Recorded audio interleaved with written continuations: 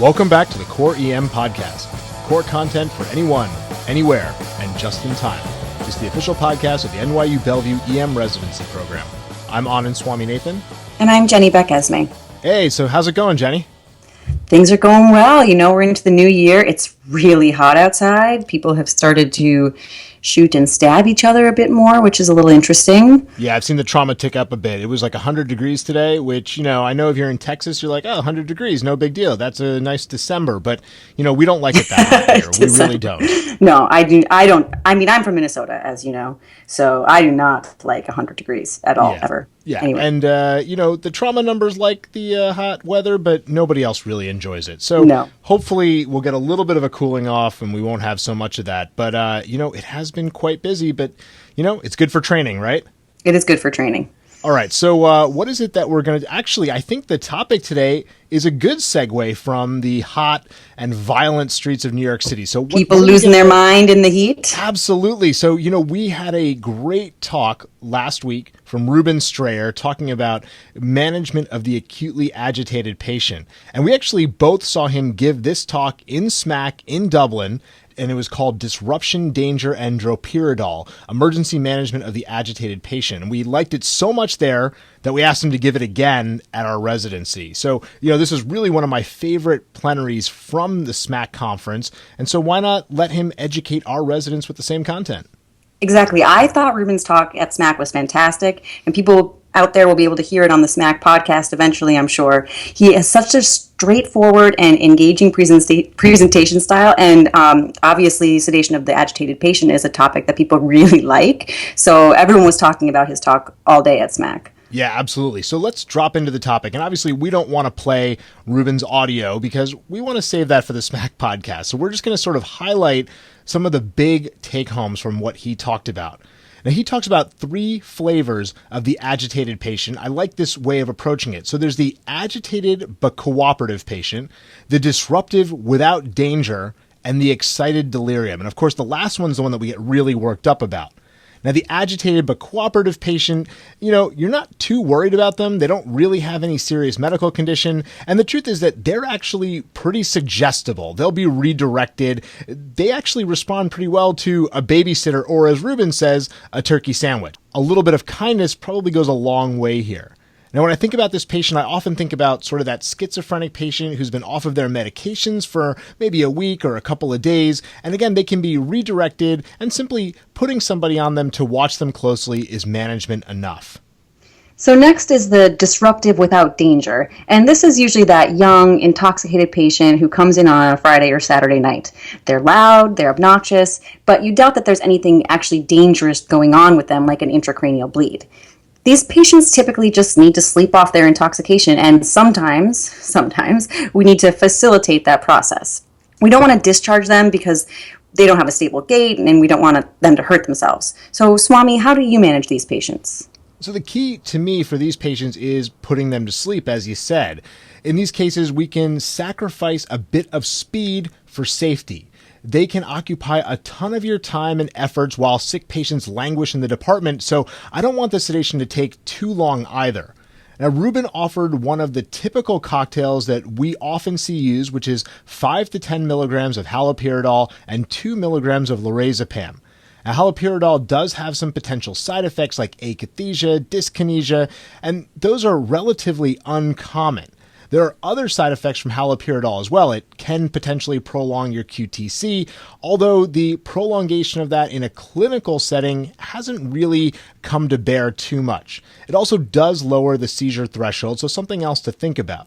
Now, lorazepam causes respiratory depression. It can cause hypotension, but again, with a dose of 1 to 2 milligrams, that is relatively uncommon. Now, check out our blog post on parenteral benzodiazepines from about a month ago if you want to see a little bit more information on that particular part of this. But Swami, you didn't mention Reuben's favorite drug for this, droperidol. Yeah, of course, droperidol. I mean, it's right in the title of his talk, right? So Reuben has a considerable amount of experience with this drug, as do many of our international colleagues, but I, unfortunately, do not. This wasn't the preferred agent when I trained, and now that I want to use it, I simply can't get it in the United States. It isn't being produced. It's not being manufactured, so you can't access it. There's extensive experience with this drug and multiple publications that tout its safety. A recent publication in Annals of Emergency Medicine by Calver et al., The Safety and Effectiveness of Droperidol for Sedation of Acute Behavioral Disturbance in the ED, enrolled over 1,000 patients and demonstrated good safety in high-dose droperidol doses. I think the host of literature seems to support its use. Yeah, if you've got this drug and you're comfortable using it, it's clearly an option. If you had droperidol available, would you use it? Does the black box for the QT prolongation worry you at all? It doesn't really worry me that much. When you look deeper into this, there's a lot of conspiracy theories over how this popped up, but it doesn't seem like the clinical effects of that QT prolongation really come out. So again, there's a host of safety data on this, lots of articles looking at it, and Reuben points out that a lot of common medications that we use, things like NSAIDs, clopidogrel, metronidazole, and of course Haldol, as we mentioned earlier, all have a warning that it could prolong the QT. Now, another good option, aside from the haloperidol and the lorazepam, aside from the droperidol, is using midazolam. It's a rapid onset agent, it can be delivered intramuscularly, and it has been shown to get rapid control in these situations. The issues with midazolam are hypoventilation, hypotension, and some patients do have benzo resistance. The onset is going to be faster than haloperidol, but there's a narrower therapeutic window. Typically, I'd use 5 to 10 milligrams of midazolam intramuscularly, and these patients should be closely monitored once you've given it to watch for any respiratory depression. Absolutely. So just to review, the disruptive patient where you don't think they pose an immediate threat to you, your staff, or even to themselves, and you also think they're unlikely to be harboring any significant disease, can be really managed with a number of different agents, including midazolam 5 to 10 milligrams IM, haloperidol 5 to 10 milligrams IM with or without lorazepam, and if you've got it, droperidol 5 to 10 milligrams IM. Now let's get back to the excited delirium patient. Again, the one that really gets us worried. Right. These patients scare us for a number of reasons. They're delirious and they're dangerous. That danger is to themselves, to others around them, including staff, patients, security, and they actually may be harboring a dangerous disease process or diagnosis. Reuben differentiates these patients from the disruptive patient we just spoke about based on a number of behaviors. The excited delirium patient is screaming and thrashing. They have a disregard for pain and fatigue, and they can't really engage you in any kind of conversation because they've got a fluctuating sensorium, a fluctuating mental status, and they're going to have altered vital signs as well. Reuben discusses a 4-step approach to taking care of these patients that gives us a good structure. The overarching message here is that you must rapidly control the patient in a manner that is safe to you, your staff, and the patient. Rapid control will allow you to proceed with your assessment and figure out what's wrong with the patient. So, step 1, make sure you have adequate force. This means getting security involved, and numbers matter. These patients can exhibit superhuman strength due to drugs, their endogenous catecholamines, or simply the fact that they're immune to pain. Make sure it's safe to approach the patient. When you've got the bodies, you can hold the patient down and put on your physical restraints. Step 2, and this is a bit of a new one for me, is to place the patient on a non-rebreather face mask with high-flow oxygen. This acts to control the patient spitting on you and your staff, and of course supplies them with oxygen. Now, hypoxia can be a common cause of agitated delirium, and it seems pretty silly to miss this when it's easily remedied. The problem is that if the patient's agitated, you may not be able to obtain an oxygen saturation while you're trying to restrain them, so just go ahead and put the mask on. Yeah, this is a relatively new one to me too, and I love it. The nice thing is that it also prevents or at least limits people placing their hands, arms, or other body parts over the patient's mouth and nose while they're holding the patient down. So it helps to ensure that the patient's orifices aren't included and they stay safe. So step 3 is to make sure your patient is not in any dangerous restraint holds or positions. Often a forearm or a knee is kind of driven into the patient's chest, neck, or back if the patient is in a prone position. And patients occasionally are brought in prone in kind of a hog tie position. All of these positions increase the risk that the patient has compression of their chest or airway.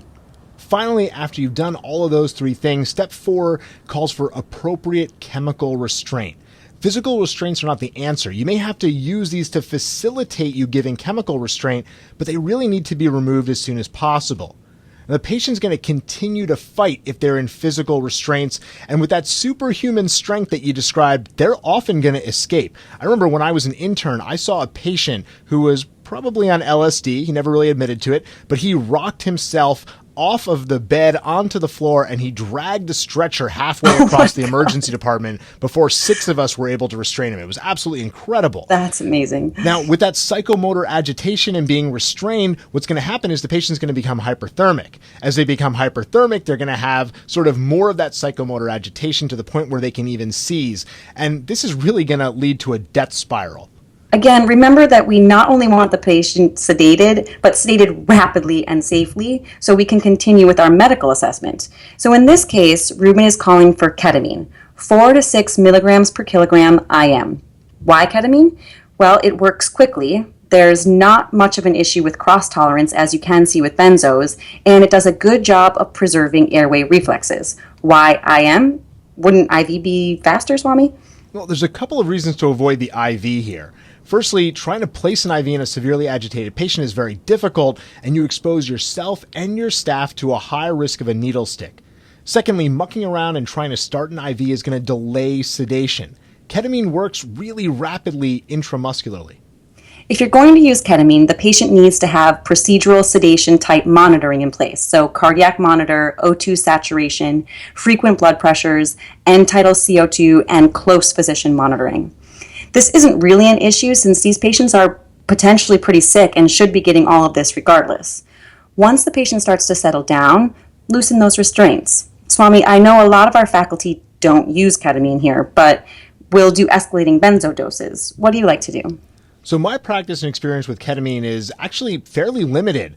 The truth is that you don't see a lot of these excited delirium patients that need that rapid restraint. These are not the every week or every weekend patient that's coming in. We see them maybe a couple of times a year per provider. So when I have done this, I usually will do 5 milligrams per kilogram intramuscularly, and these patients go down very quickly in a very safe fashion, very easily controlled.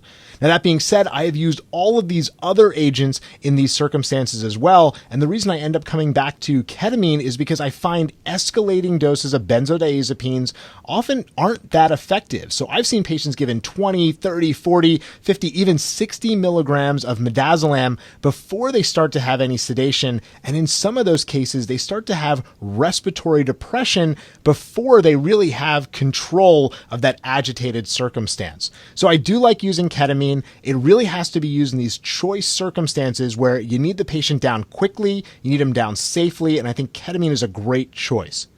Now, at this point, you have a patient and a situation that's a little more controlled, and you have to remember that your job's not even half done at this point. What you have to do now is proceed with a full assessment to figure out what's going on. Start with your vital signs and address simple things like hyperthermia, hypoglycemia, hypoxia, and hypercarbia. From here, move on to a full assessment looking for things like intracranial bleeding, infections, especially CNS, electrolyte abnormalities, thyrotoxicosis, toxic ingestions or withdrawal, and of course, sepsis. Don't forget about trauma as a primary cause of the excited delirium, as well as trauma that results from their excited delirium. All right, Jenny, how about you hit us with some take-home points? Of course. So first, disruptive patients who aren't dangerous to themselves or others usually just need to sleep for a while in the emergency department. For these patients, we just want to safely help them sleep. A good cocktail for their sedation is the classic 5 and 2, or 5 milligrams or even 10 milligrams of haloperidol IM, plus 2 milligrams of lorazepam IM. If droperidol is an option for you where you practice, you can simply use 5 to 10 milligrams of droperidol IM. Now, second, the really dangerous patients are those with an excited delirium. They are difficult to control, making them a physical threat to themselves and others, and additionally, they often can be harboring a severe underlying illness. These patients need to go down quickly. This can be done with that great 4-step process. First, have a sufficient number of bodies around for physical support. Second, place the patient on a non-rebreather supplemental oxygen. This corrects any hypoxia and protects the staff from spitting and biting, and keeps the staff from placing their hands over the nose or mouth of the patient. Third, protect the patient from any dangerous restraint positions. And fourth, call for your chemical sedation. Here you can use 4 to 6 milligrams per kilogram IM of ketamine. Don't bother mucking around with an IV until the patient is safely sedated. If you aren't familiar with ketamine, a good alternative from the benzo family is midazolam, as it has a fairly rapid onset of action. And then the last take-home point is that after your agitated patient is safely restrained, be sure to do a thorough medical and trauma evaluation to make sure to identify any underlying illness or injury that could have contributed to their delirium. It's a real whirlwind tour of the agitated patient, but I think it's a lot of messages that you can take with you to work tomorrow to improve control of these patients so that you can get them taken care of. We'll include a couple of summary slides from Reuben's presentation in the show notes as well. All right, that's all for the Core EM podcast this week. Come on over and check out the site at coreem.net. We've got a ton of great core content, emergency medicine. We'll have a core post up this Wednesday and a journal update up on Thursday. Visit us on Facebook and like us if you like the site, and follow us on Twitter where our handle is @core_EM. Thanks, and see you all next week.